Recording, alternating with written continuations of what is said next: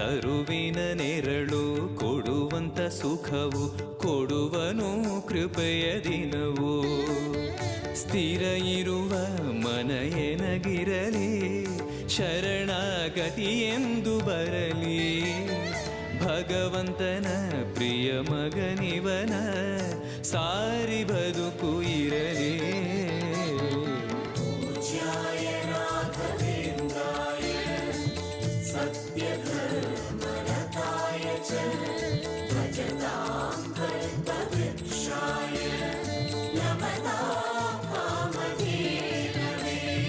ಆಲಯವೆಂದರೆ ಮಂತ್ರಾಲಯವೇ ಬೇರೆ ನಾ ಅರಿಯಲಾರೆ.